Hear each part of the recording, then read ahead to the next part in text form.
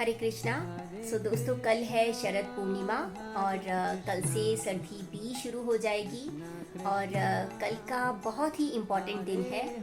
और कल के दिन बहुत सारे लोग खीर बनाते हैं, चंद्रमा की रोशनी में रखते हैं ताकि अमृत वर्षा वाली किरणें उस पर पड़ पाएं और उस खीर को फिर वो नेक्स्ट डे मॉर्निंग में सेवन करते हैं, जिससे कि उनका स्वास्थ्य, स्पिरिचुअल लाइफ बहुत अच्छी चलती है।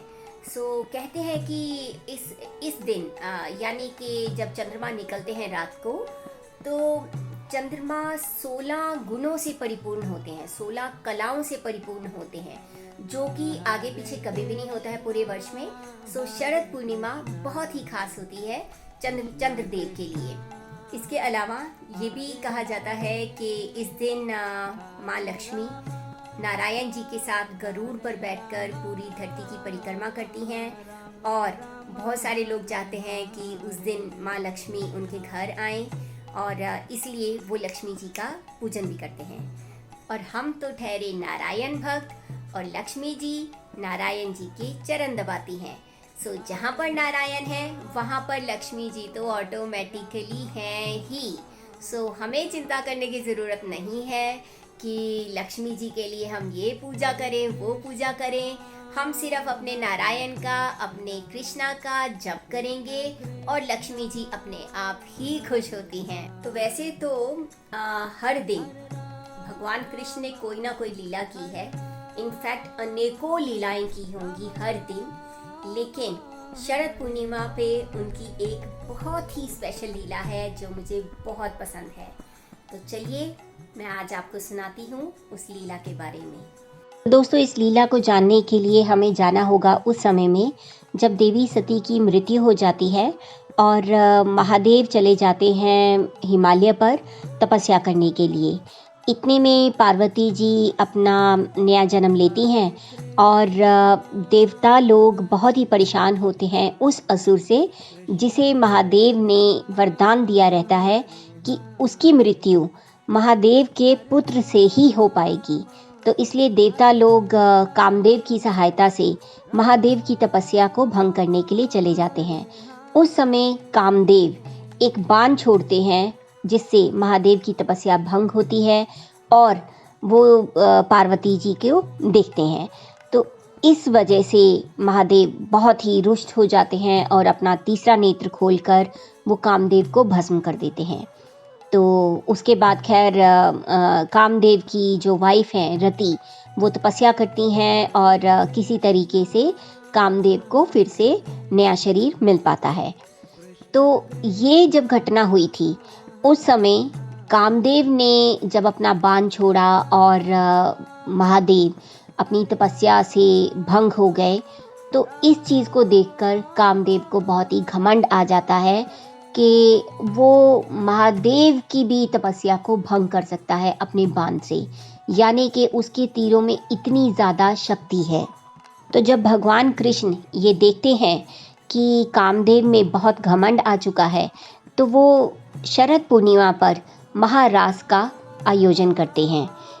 वैसे तो भगवान गोपियों के साथ बहुत सी लीला करते हैं और उन्हीं लीलाओं को रास के नाम से जाना जाता है, लेकिन जो शरद पूर्णिमा के रात को जो रास लीला हुई थी उसी को ही सिर्फ महारास के नाम से जाना जाता है।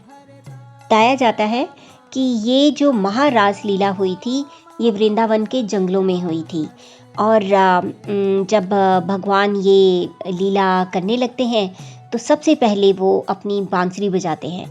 तो बांसुरी का तो आपको मालूम ही है कि जब भगवान बांसुरी बजाते हैं तो क्या गैया, क्या पशु, क्या पक्षी सब मोहित हो जाते हैं। तो ये तो गोपियाँ थी, तो गोपियाँ उनकी बांसुरी की धुन सुनकर बहुत ही मोहित हो जाती हैं और वो वृंदावन के जंगलों की तरफ भागती हैं जिस तरफ से उनको ये बांसुरी की आवाज़ आ रही होती है। लेकिन ये जो गोपियाँ थी, इनके मन में सिर्फ और सिर्फ भगवान कृष्ण को प्राप्त करने के लिए बस यही इच्छा होती है उनके मन में बिल्कुल भी वासना या फिर काम की भावना नहीं होती। तो उसके बाद भगवान जब गोपियों को देखते हैं तो भगवान जितनी गोपियां होती हैं उतनी गोपियों के लिए उतना ही रूप धारण कर लेते हैं। यानी कि पहले एक कृष्णा होते हैं और जब गोपियाँ आती हैं तो 1000 कृष्णा हो जाते हैं। यानी कि शरद पूर्णिमा के रात को भगवान ने अपने 1000 रूप बना लिए थे।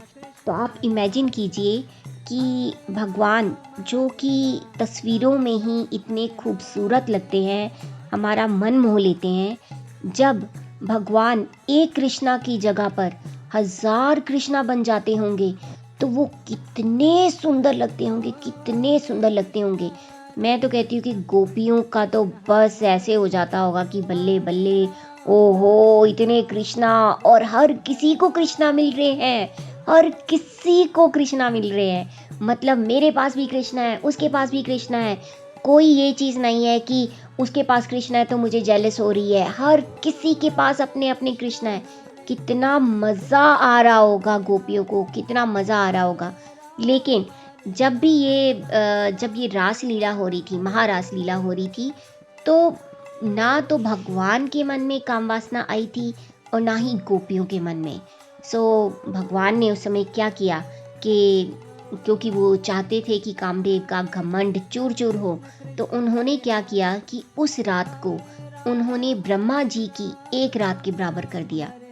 सो जो ब्रह्मा जी की एक रात है वो एक कल्प के बराबर है। यानी कि आप लगा लीजिए 1.43 बिलियन ईयर्स के बराबर है। इसे मुझे हिंदी में तो नहीं बोलना आएगा, लेकिन आप चेक कर सकते हैं। मतलब बहुत ज़्यादा सालों के बराबर है। इतने साल की हम इमेजिन भी नहीं कर सकते।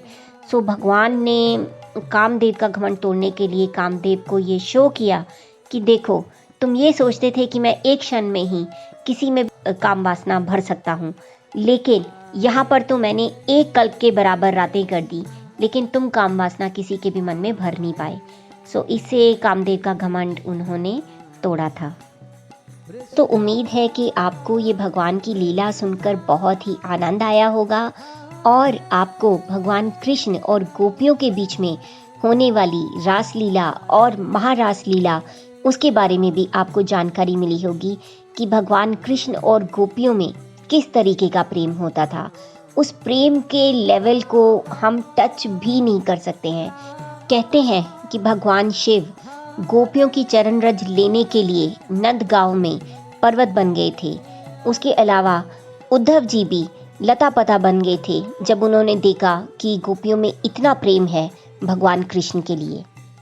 सो हमें भी इसी तरीके से प्रेम भाव लाना चाहिए भगवान कृष्ण के लिए और उसी तरीके से हमें उनकी भक्ति करनी चाहिए। हरे कृष्णा।